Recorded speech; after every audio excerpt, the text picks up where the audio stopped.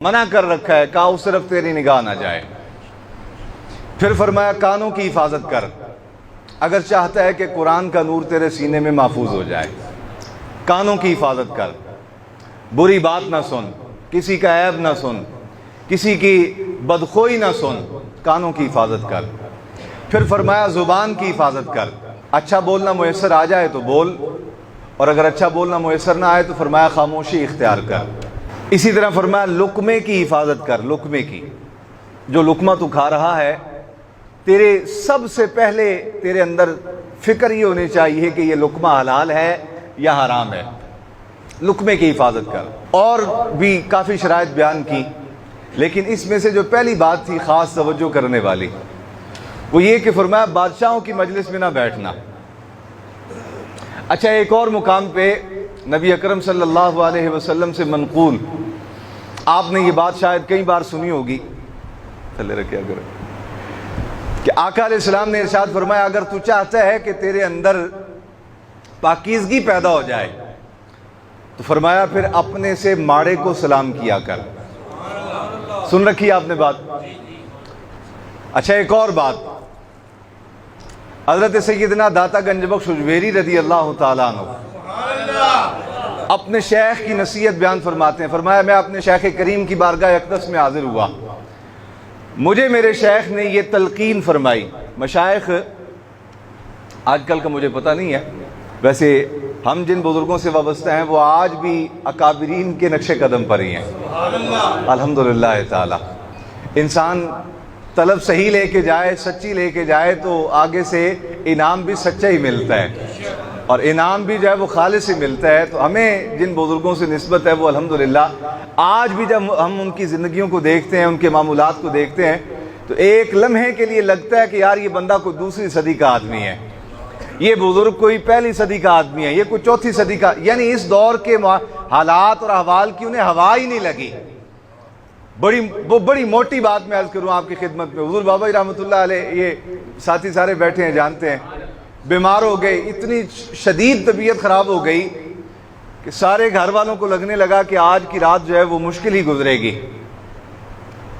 آپ بار بار فرمانے لگے، فرمایا مجھے ڈاکٹر کے پاس نہ لے کے جاؤ۔ کہا جی ایک دفعہ مجھے سب نے کہا تو محنت کر، تو چھوٹا تیرے آنکھیں لگ جان گے۔ ایک اور بھائی ان سے کہا تسی محنت کرو، ایک ہی بات فرمایا نہیں میں نے ڈاکٹر کے پاس نہیں جانا۔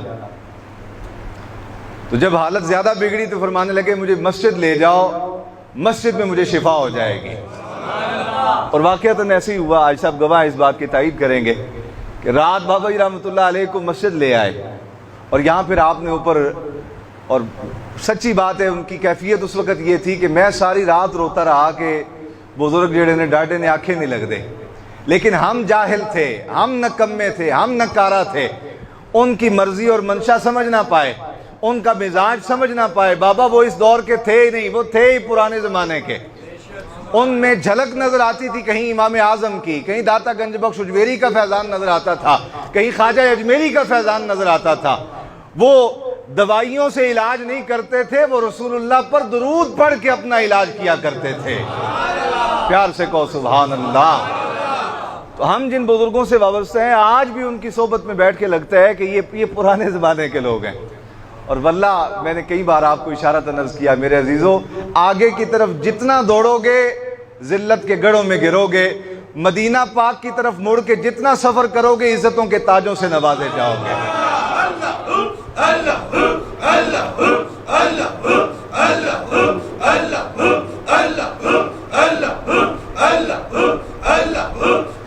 بلند آواز سے، بلند آواز سے۔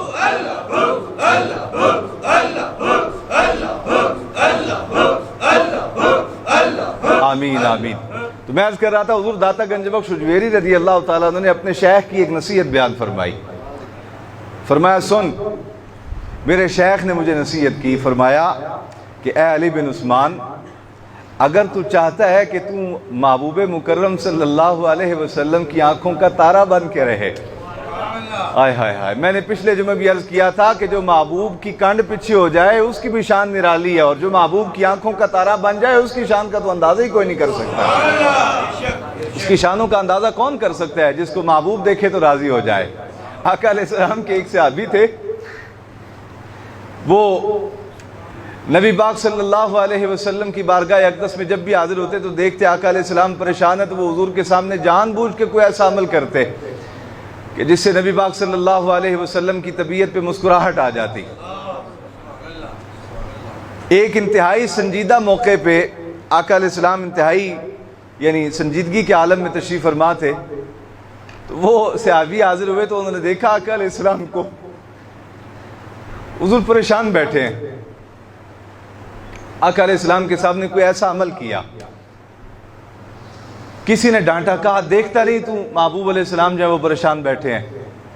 تو فرمایا چپ کر، تو سمجھ دے نہیں اس بات میں کی کچھ پیا کرنا، بڑے کم نصیب ٹھہرے جو قرار تک نہ پہنچے، درے یار تک تو پہنچے دل یار تک نہ پہنچے۔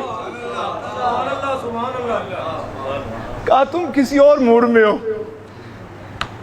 اور میرا کوئی ذاتی موڈ نہیں، میری کوئی ذاتی خواہش نہیں، میری تو بس ایک ہی طلب ہوتی ہے کہ میرا محبوب مسکراتا رہے۔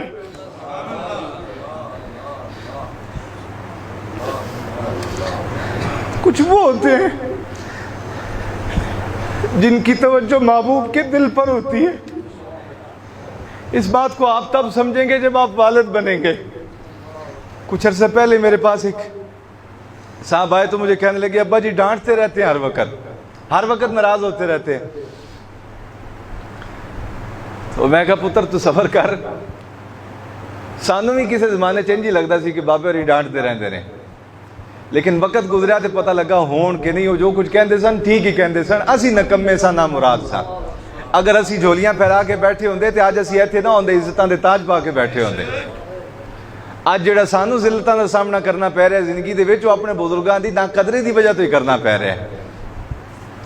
تو کچھ وہ ہوتے ہیں کہ جو در یار تک پہنچتے ہیں۔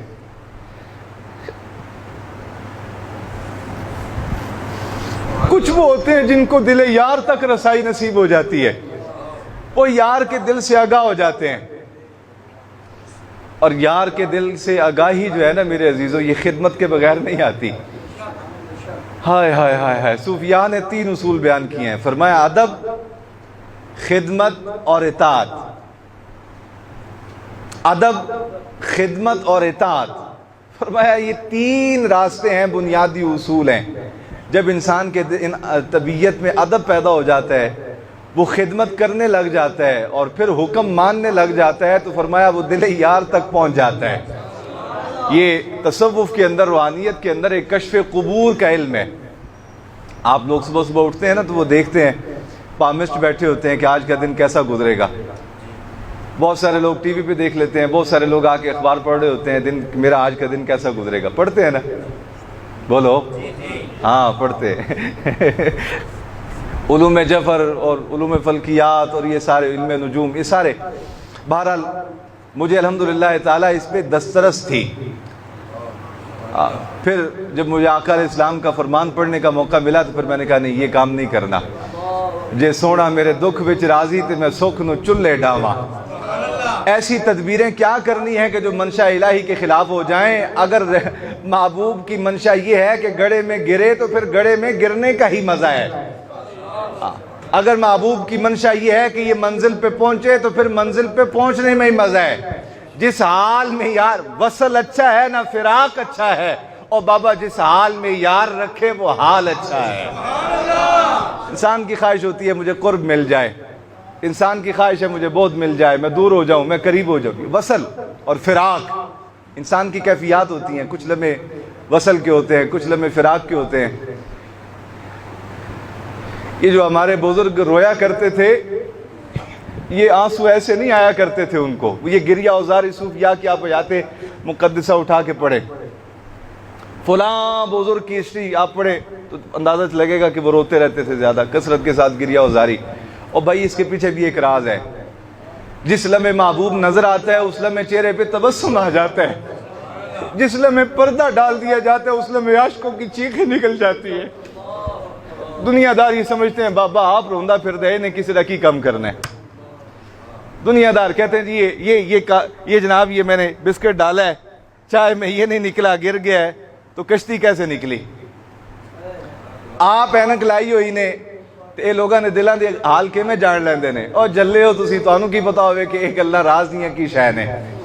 ਤੁਹਾਨੂੰ कोई नहीं अंदाजा इन चीज़ों का। बेलियो वो जो तबस्सुम होता है चेहरों पे, मुस्कुराहट, वो किसी सबब से होती है, और गिरिया उजारी भी किसी सबब से होती है, और उसका एक ही सबब है, महबूब जिस घड़ी नजर आते हैं चेहरों पे तबस्सुम रहता है, और जिस घड़ी पर्दा डाल दिया जाता है उस समय गिरिया उजारी शुरू हो जाती है। आपने नहीं पढ़ा कुतुब हदीस में नबी पाक सल्लल्लाहु अलैहि वसल्लम जब नमाज पढ़ाया करते थे तो सहाबा किराम हालत नमाज में खड़े, जो इधर वाले थे वो आका अलैहिस्सलाम को देखते रहते, जो इधर वाले थे वो हुजूर को देखते रहते। ये क्या था? ये दीदारे यार था।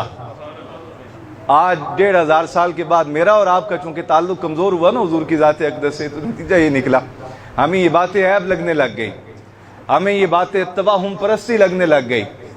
आप किसी के सामने इश्क़ रसूल की बात करें, कहते हैं छड्डो जी पुराने ज़माने की बातें हैं। और भाई आप जिद्दत की तरफ जाके गड़े में गिर रहे हैं। चंगे वही हैं कि जिनको सरकार के ज़माने के कुर्बत नसीब है। सहाबा किराम का मामूल था, वो नबी पाक सल्लल्लाहु अलैहि वसल्लम, आप भी नमाज पढ़ते हैं यहाँ 5 टाइम, कभी किसी आदमी ने वहाँ खड़े इमाम साहब को देखा है? कोई इधर वाला देखता है? आशिकों के अंदाज निराले थे। कुतुब हदीस भरी पड़ी हैं इस बात से कि नबी पाक सल्लल्लाहु अलैहि वसल्लम मुसल्ले पे खड़े होते थे, इधर वाले सहाबा यूं करके सरकार को देखते रहते, इधर वाले सहाबा यूं करके सरकार को देखते रहते। ये क्या था? ये इश्क की इंतहा थी। एक मकाम पे जाके इंसान के ऊपर से सारे अहकाम शरीयत के और हदें उठा ली जाती हैं। अब ये मजमा नहीं है मैं इस तरह की वजाहत करूं, लेकिन ये एक हकीकत है। कुरान मजीद में हज़रत यूसुफ अलैहिस्सलाम के वाक़े को बयान किया गया, और जब आपके बरादरान मुकर्रम सारे के सारे आपकी खिदमत में हाजिर हुए ना मिस्र में, आपके वालिद गिरामी भी और आपकी वालदा माजिदा भी, तो आपने बचपन में ख्वाब देखा था, अहद आशरा कौकबा वश्शम्स वल कमर रअयतुहुम ली साजिदीन। बचपन में देखा ख्वाब, अब्बा जान को बताया, अब्बा जान मैंने ये ख्वाब देखा है, 11 सितारे हैं, चांद और सूरज मुझे सजदा कर रहे हैं। कहा ये बहुत बड़ी बिशारत है यूसुफ, तेरे लिए बयान ना करना, तेरी बात को समझने वाला कोई नहीं है यार, इसको राज रखना अपने सीने में। फिर वो वक्त आया कि जनाब यूसुफ अलैहिस्सलाम मिस्र के तख्त पे बराजमान हुए, और किनान से लाया गया अम्मा जान को भी, अब्बा जान को भी, और भाई भी आए सारे। जनाब यूसुफ अलैहिस्सलाम की एक झलक देखी तो अहद आशरा कौकबा रअयतुहुम ली साजिदीन। बचपन में देखा गया नजारा उस जिंदगी के जोबन पे जाके अल्लाह ने पूरा फरमा दिया। तो ये एक वक्त होता है जब अक्लें मऊफ हो जाती हैं, जब अक्लों की दौड़ से बंदा निकल जाता है, उस मकाम पे जाके शरीयत अपनी हाथ उठा देती है। नबी पाक सल्लल्लाहु अलैहि वसल्लम की बारगाह अक़दस में जानवर सजदा किया करते थे, अकल की कैद से आज़ाद थे, तो इस वारफ्तगी की भी इजाज़त थी। ये मैं और आप जो हदों पर मुक़य्यद है ना, कैद हैं हदों में, इनकी वजह एक कैद होने के असबाब में से एक सबब यह है कि हम आकिल हैं। अकल जब तक पीछे पड़ी रहती है बंदा किसी काम का नहीं होता।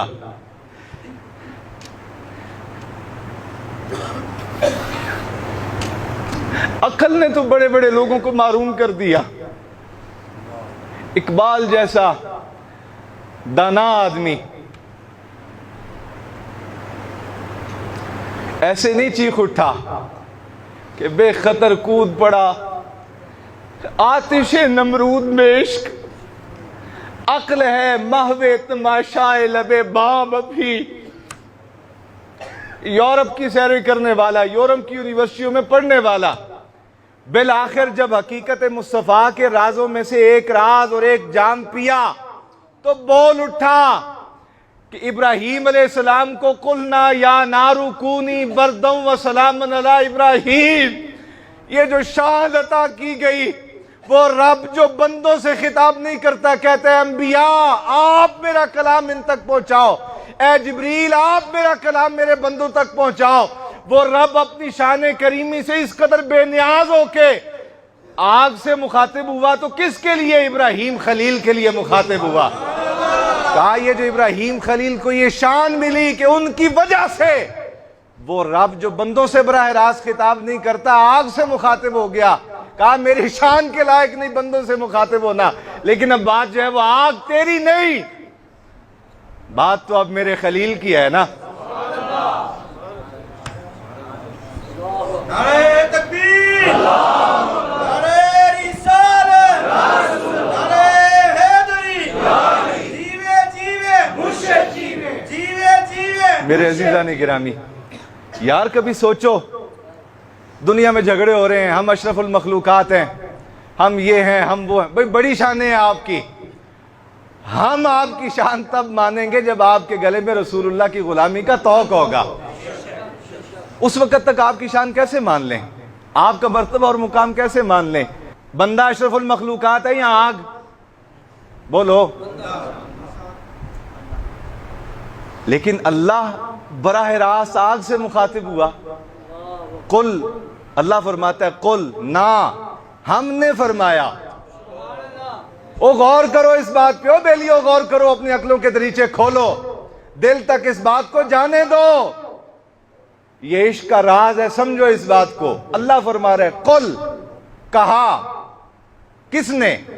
جبریل نے، میکائیل نے، اسرافیل نے، اسرائیل نے؟ کہا نہیں، ہم نے۔ یا اللہ تو بندوں سے مخاطب نہیں ہوتا، آگ سے مخاطب ہو گیا۔ کہا مجھے اپنا خلیل پیارے ہی اتنا لگتا ہے۔ او بابا، خلیل کے لیے رب آگ سے مخاطب ہو جائے تو میرے اور آپ کے لیے رب مصطفیٰ سے مخاطب نہیں ہوگا؟ وہ جو حضور نے ارشاد فرمایا عشر کے دن میں اپنے رب کے حضور سجدہ کروں گا، میرا رب مجھے فرمائے گا محبوبہ اٹھ چہرہ دکھا، آج وقت نہیں ہے سجدہ ریز ہونے کا، اٹھ کھڑا ہو جا۔ میں کہا میں سجدے میں رہوں گا، رب فرمائے گا محبوب سر اٹھا، میں پھر کہوں گا نہیں یا اللہ آج سجدہ کرنے دے۔ کہا بالآخر رب مجھے فرمائے گا او محبوب سر اٹھا، چہرہ دکھا، جس پر ہاتھ رکھے گا تیرا رب آج اسے بخش دے گا ہمیشہ کے لیے۔ یہ کیا ہے؟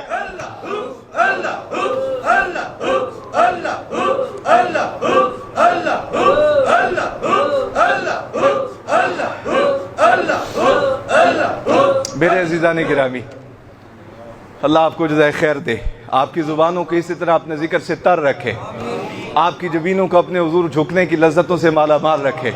لیکن غور کریں اس بات پہ یار، گھمنڈ پیدا ہو گیا نا انسان میں، ٹھیک ہے بنتا بھی ہے تیرا، اس لیے کہ تجھے بنایا بڑے نازوں کے ساتھ گیا ہے، بنتا ہے، لیکن یہ گھمنڈ تب کر جب تو کامل ہو جائے رسول اللہ کی غلامی میں۔ بس یہ نہیں بولا جاتا، وآخر دعوانا الحمدللہ۔